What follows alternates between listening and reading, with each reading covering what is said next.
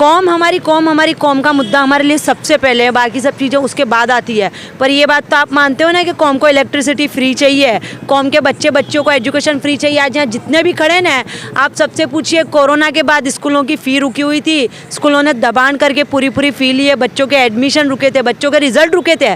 तो कौम को ये चाहिए कि नर्सरी से लेके 12वीं तक उनका बच्चा अच्छी स्कूल में पढ़े। कौम को 300 यूनिट बिजली फ्री चाहिए।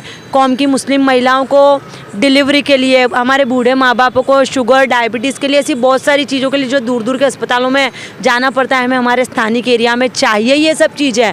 हमारे यहाँ मुसलमानों में आप देखो, रोड पे शादियाँ होती है, रोड पे खाने खिलाते हैं। हमें हमारे मुस्लिम एरिया में कम्युनिटी हॉल भी चाहिए, जो पर्टिकुलर किसी कास्ट को बिलोंग ना करता हो, वो एक मुस्लिम कम्युनिटी हॉल हो। तो कौम को ये सब चाहिए। तो आप ये तो जवाब दीजिए कि आप जीतेंगे तो कौम को क्या देंगे। नमस्कार, आप तक समाचार में आपका स्वागत है।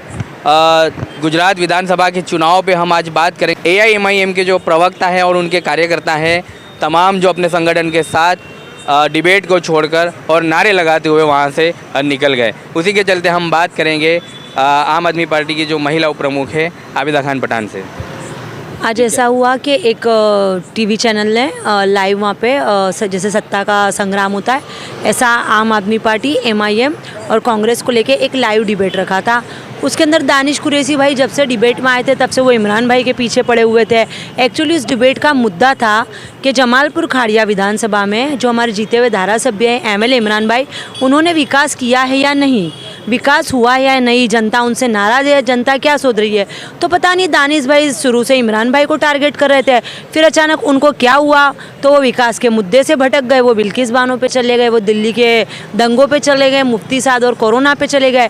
और उसके बाद अचानक उन्होंने एक ऐसी धर्म का नारा लगाया जो उस वक्त वहाँ पे लगाना उचित भी नहीं था, और वो धर्म का नारा लगा के उनकी टीम के साथ वहाँ से लॉग आउट कर गए।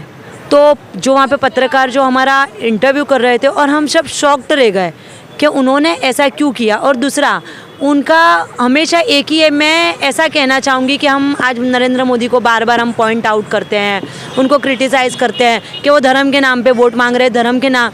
तो कहीं ना कहीं MIM भी वही कर रहा है, क्योंकि आज उन्होंने जितनी भी बातें बोली है उसके अंदर कौम के लिए कि भाई एज अ मुस्लिम, मैं भी मुस्लिम हूँ, मेरे लिए भी सबसे पहले मेरी कौम आती है, तो आप कौम को क्या दोगे। पत्रकार भी उनसे बार बार पूछ रहा था, पर उन्होंने ऐसा कोई जवाब नहीं दिया। बिल्किस बानो के लिए मैं खुद एक एज अ वुमन, मुझे उनके लिए सहानुभूति है।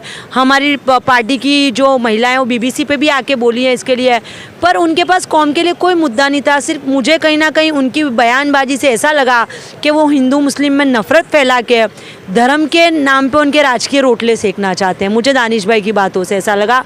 और सडनली वो एक जो नारा है कौम का, जो मैं सोशल मीडिया प्लेटफॉर्म पे बोलना भी नहीं चाहती हूँ, वहाँ पे अचानक उन्होंने वो नारे लगाए और फिर वो वॉकआउट कर गए वहाँ से। लेकिन भारतीय जनता पार्टी जो हिंदुत्व की बात करती है, डिबेट में आप 3 पार्टी के जो है प्रवक्ता थे जी। अगर भारतीय जनता पार्टी होती तो आपने जय श्री राम का नारा भी सुना होता। तो नारा अगर लगाना है तो कोई गलत नहीं। हाँ, उनका डिबेट छोड़ के इस तरह से चले जाना समझ में नहीं। और दूसरी बात कि आज आपने लाइव डिबेट में मुझे जिसलिए बुलाया, आप उसका तो जवाब दो। जब जर्नलिस्ट आपसे पूछ रहा है कि ओवैसी साहब की अगर सीटें आती है या जमालपुर विधानसभा आप जीतते हो, तो आप वहाँ पे माइनॉरिटी वोटर्स सबसे ज़्यादा है, कि आप कौम को क्या दोगे।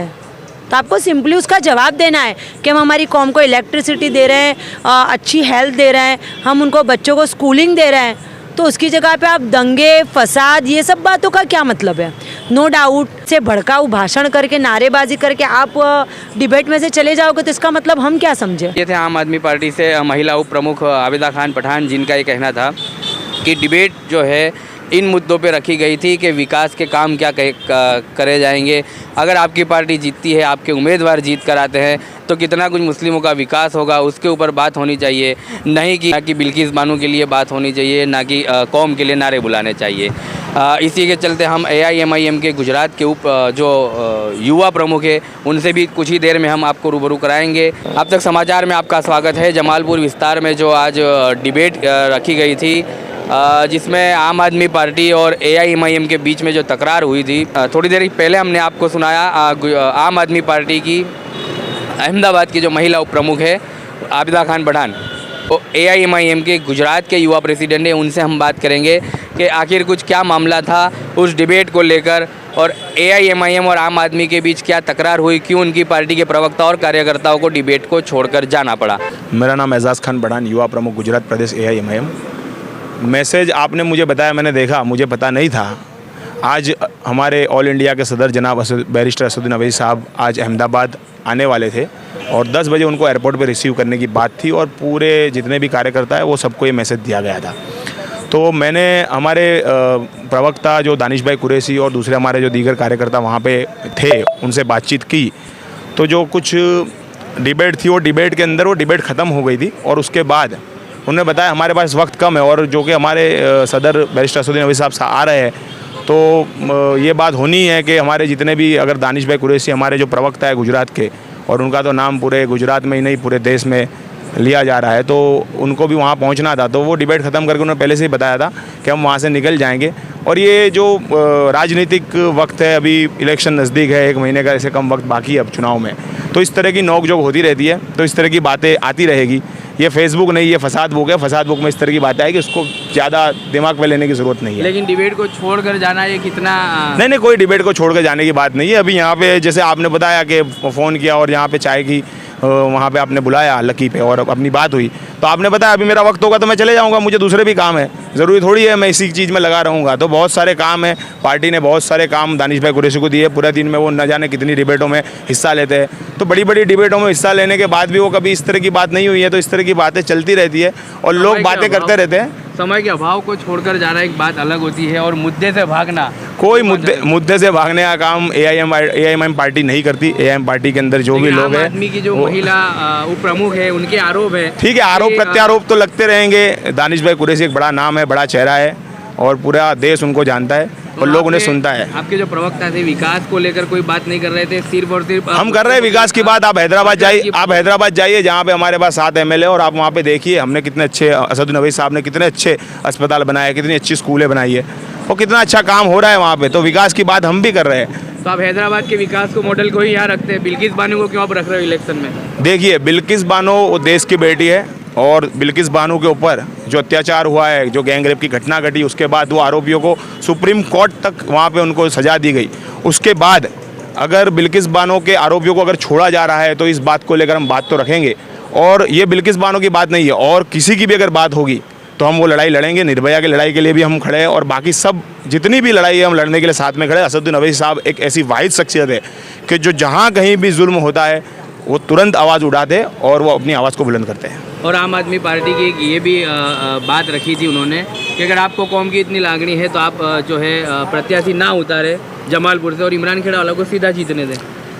देखिए, किसी पॉलिटिकली पार्टी को हम नहीं बोल रहे आप प्रत्याशी ना उतारें। आइए, चुनाव है, मैदान है, आपके लिए भी वही मैदान है, हमारे लिए वही मैदान है। आप आपकी मेहनत से, आपकी लगन से आप लड़ाई लड़िए, हम हमारी लगन से हमारी लड़ाई लड़ेंगे। चुनाव का रिजल्ट अब कुछ ही दिन में आने वाला है, 1 महीने से कम वक्त है, सबको पता चल जाएगा। मतलब कैंडिडेट आपके वहाँ से मजबूती से लड़े? हाँ, हमारे गुजरात के सदर जनाब साबिर भाई काबलीवाला और ऑल इंडिया के हमारे सदर बैरिस्टर असदुद्दीन अवैसी साहब जो तय करेंगे और उस पर हम लब्बैक बोलेंगे। धर्म के आधार पर जो बात अगर करने की बात आ रही है, हमने देखा जब मनीष सिसोदिया यहाँ पे गुजरात के अंदर आए और मीडिया में ABP न्यूज़ वालों ने उन्हें सवाल किया। जब सवाल करने के बाद उन्हें ये पूछा गया कि बिल्किस बानो के बारे में आप क्या कहोगे, तब उनकी बात शिक्षा पे जा रही थी, ठीक है, उनकी बात अस्पताल पे जा रही थी, अब विकास की तब बातें कर रहे थे। लेकिन उसके बाद आपने सुना होगा अरविंद केजरीवाल जी का एक इंटरव्यू आया चुनाव डिक्लेयर होने के बाद तुरंत गुजराती में। मैंने वो इंटरव्यू खोला और मैंने सुना उसको ध्यान से।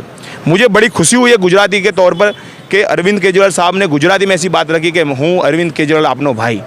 तो मुझे उनकी गुजराती सुनकर बड़ी खुशी हुई। लेकिन उसके बाद जब आखिरी लाइन ली गई, वो आखिरी लाइन के अंदर स्कूल एजुकेशन की सब बातें ख़त्म करने के बाद, वीज बिल की बात ख़त्म करने के बाद आखिरी बात ये रखी गई कि मैं आपको अयोध्या हूँ, तमने अयोध्या राम मंदिर ले जाइस, हूँ तमारो भाई छूँ, हूँ तमारो दीकरो छूँ।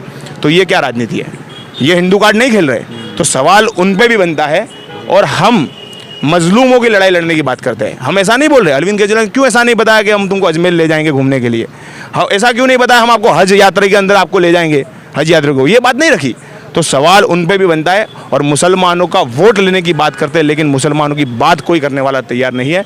तो मुसलमानों की, मजलूमों की, दलितों की, आदिवासियों की, OBC समाज की अगर कोई बात रख सकता है तो वो सिर्फ और सिर्फ एक वाहिद शख्सियत है, बैरिस्टर असदुद्दीन अवैसी साहब।